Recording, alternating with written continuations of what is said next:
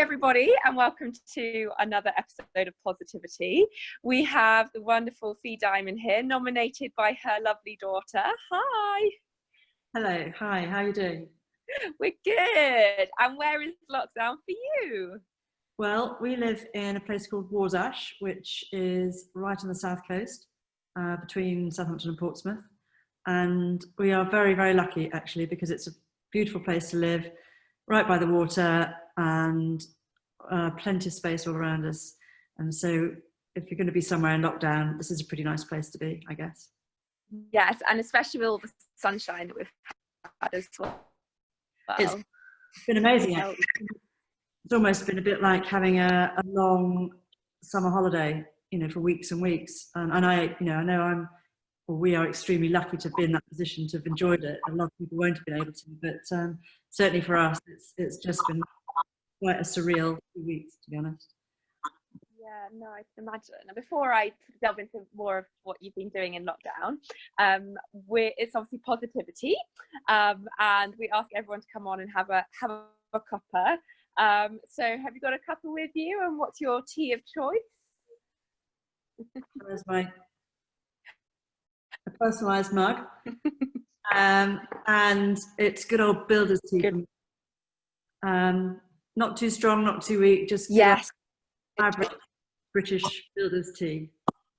Plenty of it as well. Yes, so many people are coming on and giving all these herbal teas, and you just want a good old builder's tea. So you said that you down with incredibly. How have you been spending your lockdown and keeping positive and keeping engaged with family and friends and so on? Well, lockdown came at a bit of a strange time for me personally, because my life was sort of, it was going to be, I had all these very different things planned, mainly starting with the fact that I was reaching a round number birthday in the middle of April, in fact. And what I'd done was I'd set myself a target to the London Marathon, which actually happened to coincide with my birthday virtually. Not being a runner, not really having done anything like this before, but I just felt that I wanted to mark the occasion in some special way, particularly because I was doing it to raise money for a charity that I feel particularly strongly about.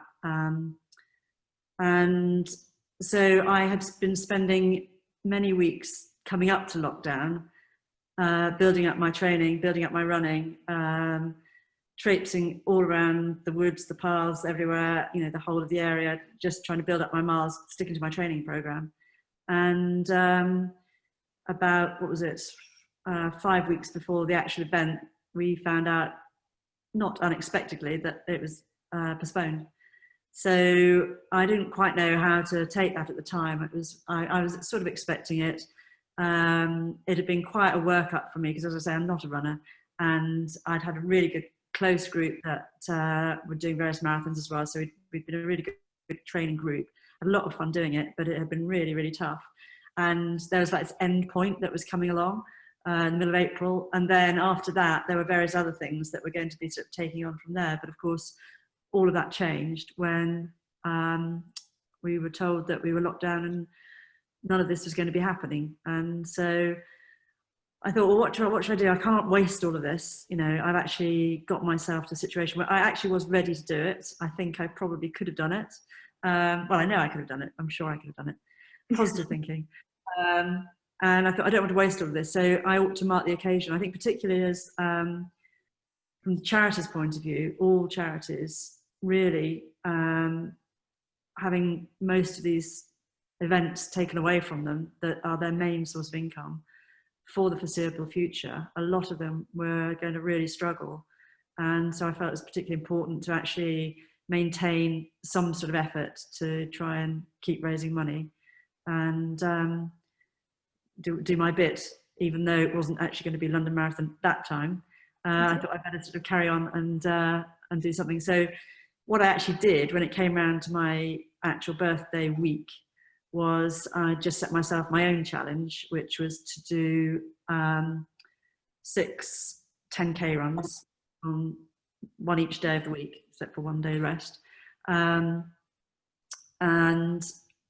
so 6 10K runs, so that's 26.2, is that right? Yeah. No, 60.2 miles altogether. Yeah, that's right.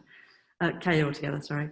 And there was a thing during that week, because of the fact that a lot of these events weren't happening, to do something with 6 in it. A lot of people doing a 2.6 challenge. And so this had the right numbers in it. So I did 10K every day, but I also decided to do it a little bit different, to try and motivate myself. I've been running with people all this time, and then all of a sudden you've got to run on your own, and it's a very, very different thing. And you get yourself by chatting, and the miles just go away. But on your own, it's much harder to motivate yourself to do distance. So what I did was, I actually, each of the 10K runs, I made a bit of Strava art. Anybody that's familiar with Strava will know that it produces a map of where you've been. And so I tried to make sure that each run represented something. And in fact, what I did was I spelt out the word 60. I've just given away what it was, by the way. We won't have one. So I spelt the letter the word SIXTY.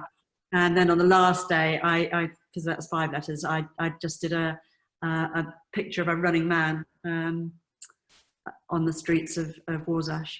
So, and I was very pleased, because people got behind me, and they did, I did manage to raise a bit more money, and everybody was very supportive. So that was what I did initially. And since then, I've really been all sorts of things, but from the running point of view, I've just had to try and keep it going, because obviously they think it's postponed till October the 4th. I think we'll know next week, but I think probably that's less and less likely.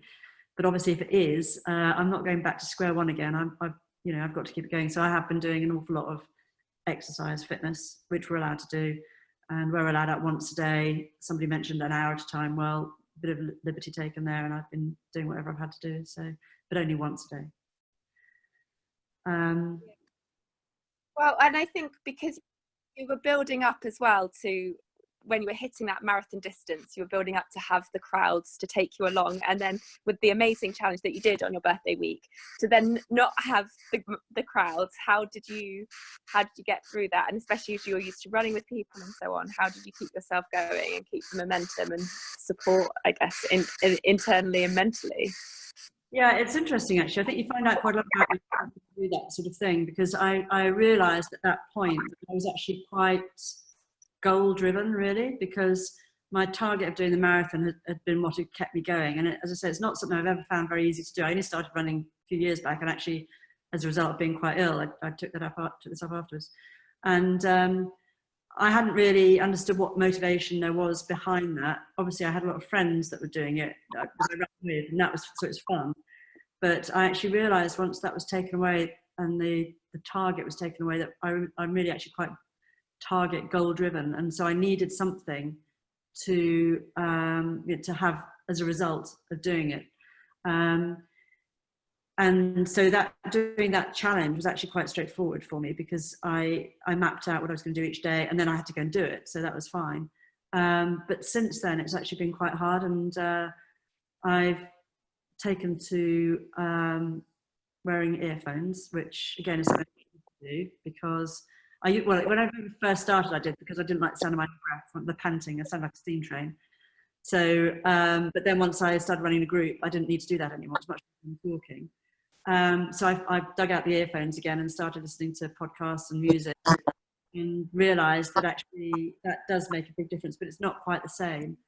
And I'm actually finding it harder and harder as time goes on, where the potential goal doesn't exist, and then they create another one for me, finding it harder to do. So it's quite interesting to find out quite a lot about yourself and how determined and driven you can be to achieve something. And I think during lockdown as well, goals and having purpose have been so important to, one, not make the day so monotonous, but also to have that get up and go and to have that motivation. So I think you having the marathon, or what we hope is going to be the marathon in October, has probably helped a lot. But now that it's not, the not knowing of the date must be a bit hard.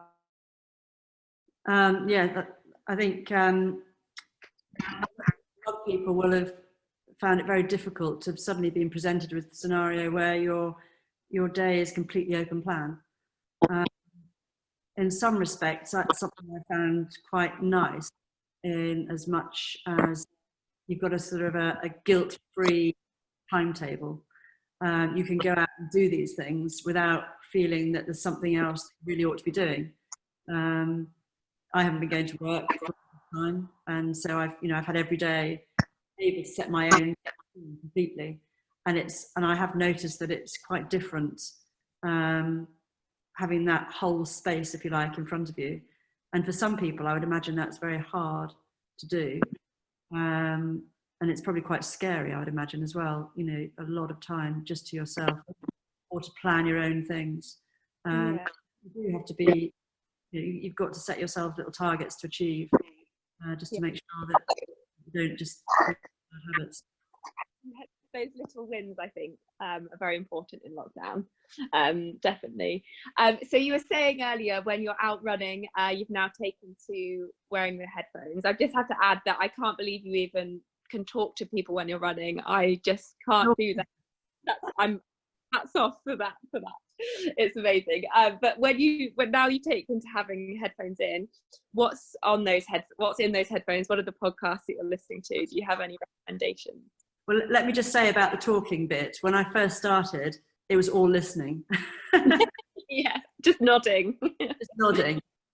But believe me, you do get to a point where you can actually contribute at some stage. Yeah, not that my contribution's worth much, but it does work. It does happen. I love it when I can do that. A variety of things, actually. There are times when I just like music, and I tend to listen to music that I know quite well. So back to sort of my era of, sort of 80s, 90s, noughties type music, I guess. Just because that way it's kind of comfortable. I don't have it. I know it, so it's fine. And then I can switch off with that sort of music. Sometimes I'll listen to sort of a specific marathon themed playlist, but I tend to find those really quite loud and shouty, and I just end up getting faster and faster and more and more frantic. So don't do that. With doing my long training runs, or the longer ones that I've been doing, I've actually listened to Ant Middleton.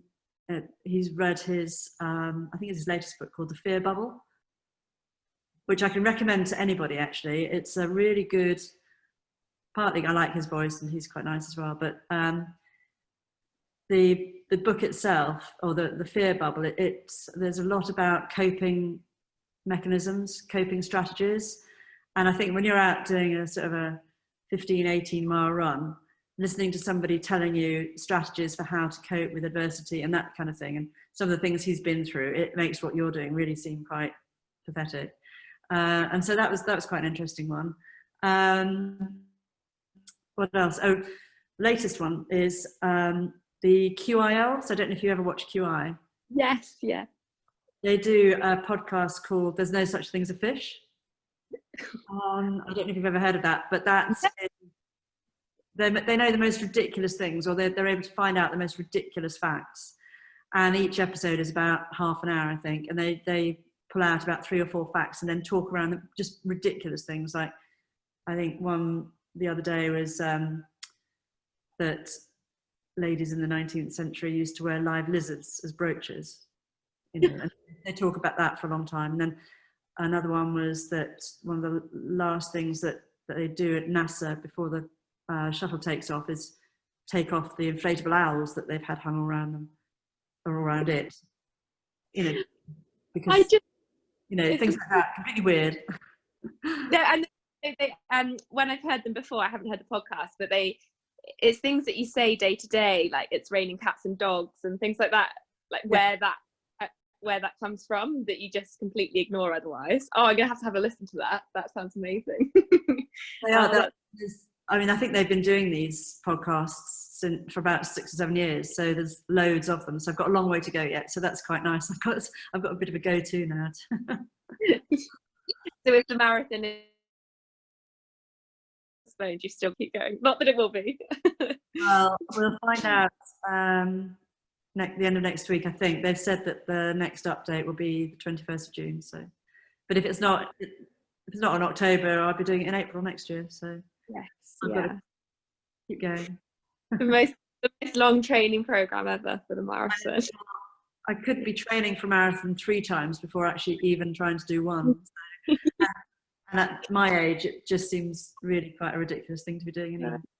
But I can raise a lot more money in the process, hopefully. Anyway. No, exactly, and that's so true, isn't it? It's the reasons that you're doing it for makes it all so much more worthwhile and worth. So on.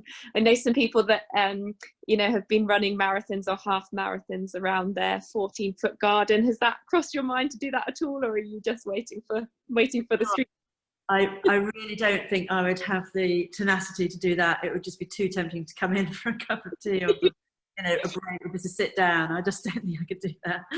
One thing I have to do, if I'm going on a long run, I have to go a long way away so that I have to run back. Otherwise, there's no other way back. Yeah. Run. Oh, well, thank you so much for chatting to us today on positivity. And we're excited to follow your marathon journey as well. To keep that going. A Facebook page, actually, 26.2 at 60. I will I'll make sure we share that as well. So that's awesome. But finally, my final question of the episode that I ask everybody is who you would like to nominate for the next episode. Well, I'm actually lucky. I'm surrounded by a lot of positive people, so it's in a way it's been quite difficult. But I feel I have to do this, and you're probably going to be totally sick of Diamond Family at the end of it. But it's somebody that you know. But I think that if there's one person who's had to be positive through so many adverse situations and has coped better than I could ever imagine, and so proud of what she's been able to do. Keep going and keep positive and achieve so much. And it's Hannah, my daughter Hannah. You've spoken to one, and the other one, it's her turn now. So we'll have a full Diamond family. We'll have to have brothers and dads on here as well. Yeah, and what Hannah's done has been incredible in the sailing world and beyond. So I'm excited to chat to her. It'll be a nice excuse for another catch up with a Diamond. Thank you so much for coming on. Nice to speak to you. Thanks very much. Thank you.